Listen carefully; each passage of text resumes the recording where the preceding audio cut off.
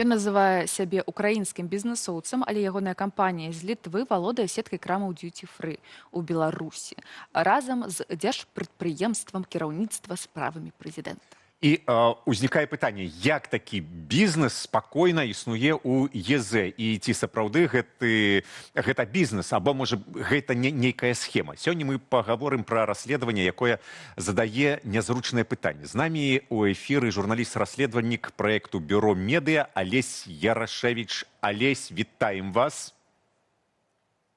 Добрай раніцы. Добрай раніцы.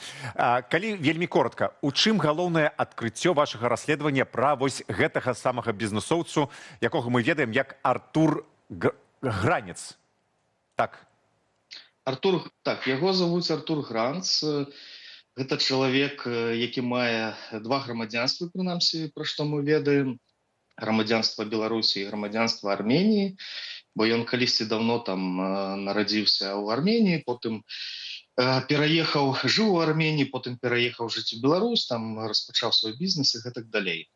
Ну, у Беларусі ён першую чаргу вядомы тым, што ён валодае самай буйной сеткай крамаў дьюти-фры ў партнёрстве з кіраўніцтвам справамі Александра Лукашэнкі. І валодае ён гэтай сеткай крамай праз сваю літоўскую фірму Mela Trading. Там такая разгалінаваная структура ўласнасці. Ну і што мы пачалі капаць, што мы ведаем пра гэтыя кампаніі, высветлілі, што оказывается, літоўская кампанія, як уласнік беларускай кампаніі, то бок фактычна бізнеса дьюти-фры, яна там з 2018 по 2020 год, яна кожны год атрымлівала дывідэнды ад дзейнасці ў Беларусі. Гэтыя сумы не маленькія, яна там складае каля 4 мільёнаў даляраў, то бок грошы з дзейнасці ў Беларусі пастаянна пераводзіліся ў Літву. Потым Гранц пачаў пашыраць свой бізнес у Літве. Ён спачатку адкрыў рэстаран у Літве, такі даволі люксавы рэстаран у цэнтры горада. А потым выкупіў цэнтр адпачынку ў Тракайскім раёне, такое прыгожае месца на беразе возера і гэтак далей. Ну і пачаў гэты цэнтр адпачынку рамантаваць. Каб яго рамантаваць, яны выпусцілі аблігацыі, то бок выкинули на рынок інфармацыю, што прадаем аблігацыі, купляйце ў нас, а грошы мы будзем укладаць у рамонт гэтага цэнтра адпачынку. Ну і з'явілася такая кампанія Інвест АГ, якая інвеставала грошы у гэты цэнтр адпачынку. Апынулася, што гэтая кампанія, яна таксама уваходзіць у сетку кампаніі Артура Гранца. Яна была створаная, яна, скажем так, адпачкавалася ад кампаніі Mela Trading. Калі была рэарганізацыя, стварылася новая фірма, і гэтая новая фірма, яна атрымала ад Mela Trading там каля 8 мільёнаў еўра неразмеркаваных прыбыткаў. І фактычна пасля гэтага, як была створана гэта фірма, як яна атрымала грошы ад Mela Trading, яна інвеставала, выкупіла гэтыя аблігацыі, што дазволіла фірме фактычна адбудаваць занова гэты цэнтр адпачынку. Ну а паколькі Mela Trading атрымлівала грошы з Беларусі, то мы не выключаем, што гэтыя грошы з бізнеса дьюти-фры ў Беларусі маглі быць пераведзеныя спачатку на рахункі Mela Trading, а потым з рахункаў Mela Trading трапілі на рахункі кампаніі АГ Інвест, а потым кампанія АГ Інвест інвеставала грошы ў рэновацыю цэнтра адпачынку. Хаця сама кампанія Mela Trading, ну і Артур Гранц, фактычна яны адмаўляюць, што яны укладалі заробленыя ў Беларусі грошы ў развіццё гэтага цэнтру адпачынку. Кажуць, што гэта былі дывідэнды з Украіны, дывідэнды з Арабскіх Эміратаў, ну і з іншых юрысдыкцый. А яны адмаўляюць, каб гэта не было ніякіх санкцыяў, што гэта беларускія грошы? Ну, таму што вайна, пасля вайны на беларускія розныя прадпрыемствы было накладзена накладзеныя санкцыі, былі накладзеныя санкцыі не толькі на прадпрыемства, але на цэлыя як бы сектары эканомікі.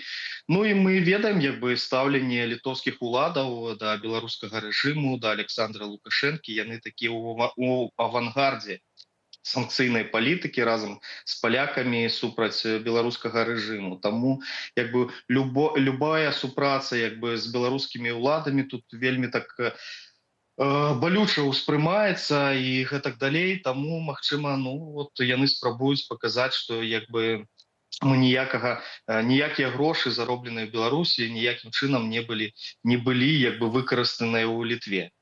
Зразумела. Вот там у нас быў аўдыт, як бы і гэтак далей, ну такая вот гісторыя. А калі простымі словамі вось гэтае кіраўніцтва справамі прэзідэнта, яно якой умее ўплыў, які ўдзел у гэтым? Гэта проста прэферэнцыі нейкія падатковыя, ці гэта нават нейкі абарот грошай, якія вывозяцца за мяжу? Як яны ўдзельнічаюць у гэтым бізнесе? Ну, глядзіце, так рынок duty-free фактычна там з сярэдзіны 2000-х гадоў пад сябе падмяла дзяржава, можна так сказаць. Былі выпушчаны нават адмысловыя указы Александром Лукашэнкам, што як бы валодаць крамамі duty-free у Беларусі можа толькі такое прадпрыемства, якое там напалову належыць кіраўніцтву справамі прэзідэнта, а напалову належыць там нейкаму прыватнаму бізнесу. Тое ж самае як бы і вот з сеткай крамаў Беламаркет duty-free, якой там на 50 там з хвосцікам адсоткаў валодае Артур Гранц праз сваю літоўскую фірму, а 49,99% належыць кампаніі Дипмаркет, якая належыць кампаніі Дипсервіс, якое падпарадковваецца кіраўніцтву справамі Лукашэнка. То бок фактычна ў Беларусі немагчыма весці бізнес duty-free без партнёрства з дзяржавай, без партнёрства з кіраўніцтвам справамі Лукашэнкі. То бок гэта такі вот супольны бізнес. Табе просто ніхто не дасць зайсці на рынок, і я думаю, што гаспадар Гранц як бы добра ведаў, як бы на што ён падпісваецца. А чаму ўвогуле бізнес duty-free такі прыбытковы? Гэта падаткі, адсоткі, як гэтая схема ўвогуле працуе? Ну, гэта вельмі такая прывабная галіна, насамрэч, таму што ты не плаціш ніякія мыты, фактычна, да, і можаш гандляваць такімі самымі папулярнымі таварамі, алкаголь і цыгарэты, як бы, ну, там, парфумерыя і гэтак далей. Ну, вельмі шмат людзей на мяжы просто могуць набыць нейкія люксавыя там алкагольныя напоі, альбо там цыгареты танней, чым яны каштуюць звычайна там у крамах, тому што не трэба плаціць акцыз. А акцыз ён у кошце, напрыклад, там алкаголі, у кошце табака, ён займае значную долю. І кампаніі, якія гандлююць гэтымі таварамі на мяжы там, альбо на мяжы там з ЕС, альбо на мяжы з Украінай, ну зараз на мяжы з Украінай не працуюць крамы duty-free, тому што ідзе вайна. Ну, напрыклад, у нацыянальным аэрапорце Мінск, як бы, ну, вот яны, ну, добрую выручку атрымліваюць. Мы глядзелі, што, напрыклад, чысты прыбытак той же кампаніі Беламаркет duty-free, нягледзячы на тое, што там ідзе вайна, пераходы з Украінай зачыненыя, пераходы, шмат якія пераходы з краінамі ЕС зачыненыя. Не ўсе, як бы, но зачыненыя. У іх добры чысты прыбытак, там ён складае проста некалькі мільёнаў беларускіх рублёў. То бок гэта такія добрыя грошы, нягледзячы на такія неспрыяльныя ўмовы.